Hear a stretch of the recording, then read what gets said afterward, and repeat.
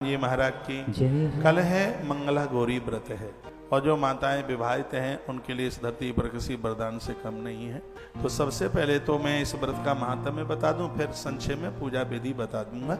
भविष्य पुराण जैसे दिव्य ग्रंथों में संपूर्ण व्रतों की बड़ी महिमा का वर्णन किया गया है। ये मंगला गौरी का जो व्रत है वो सिर्फ सावन के महीने में ही हर मंगलवार को किया जाता है। इसमें एक विवाहित नारी भोर में जल्दी स्नान करने के तत्पश्चात में वो धुला हुआ वस्त्र पहनकर एक पटा लगाती है और उस पटे के ऊपर लाल वस्त्र बिछा करके वो शंकर और शिवा को दोनों को भी बिठा देती है। पूजन करती है, गुड़ैल का फूल चढ़ाती है, महादेव के ऊपर रोली में बेल पत्र डुबो करके वो चढ़ाती है और गिरजा चालीसा का पाठ करती है, दुर्गा चालीसा का वह पाठ करती है, मैया को चुनरी उड़ाती है। कहीं कहीं इसको पीली मिट्टी का भी बनाया जाता है। संध्या को सूर्य अस्त होने से पहले उसको नदी में प्रवाहित भी कर दिया जाता है।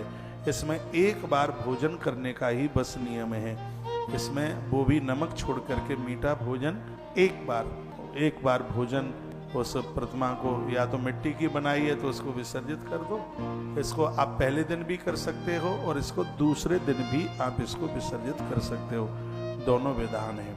एक कथा किस प्रकार से चली, एक कोई धनपाल नाम का कोई बहुत बड़ा सेठ, बहुत मुश्किल से उसके घर में एक पुत्र का जन्म हुआ। धनपाल सेठ को बड़ी दिक्कत और परेशानियों में और उसको एक बेटा हुआ। ज्योतिषियों ने कह दिया कि जिस समय इसका विवाह हो जाएगा तो विवाह के 1.25 साल के बाद में इसकी मृत्यु हो जाएगी। ज्योतिषियों ने कह दिया था कि बच्चा तो तुम्हें हो गया है लेकिन ये बचेगा नहीं। वो बालक 19 साल का हो गया। 19 साल के तत्पश्चात उसका विवाह कर दिया गया। अच्छे घर परिवार में, एक धार्मिक परिवार में उस धर्मपाल के पुत्र का विवाह हुआ। पत्नी घर में आ गई, पुत्र वधू घर में आ गई, सब आनंद के साथ रह रहे थे। एक दिन की बात थी, धर्मपाल का बेटा किसी काम से बाहर निकला तो एक सर्प ने, वो दोपहर का समय हुआ था, एक पेड़ के नीचे सो रहा था, तो सांप ने उसको आकर के डस लिया और डसते ही उसकी मृत्यु। यहां तक बात आ गई, समझ में आ गई?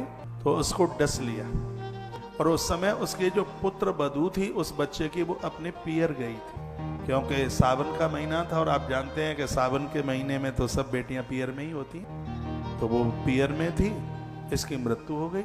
और उस जमाने में कुछ ऐसा नियम होता था कि जब तक भामर पड़ने वाली पत्नी उस पति का मुख और चरण नहीं देख लेती तब तक उसका अंतिम संस्कार नहीं होता, कितने भी दिन हो जाते।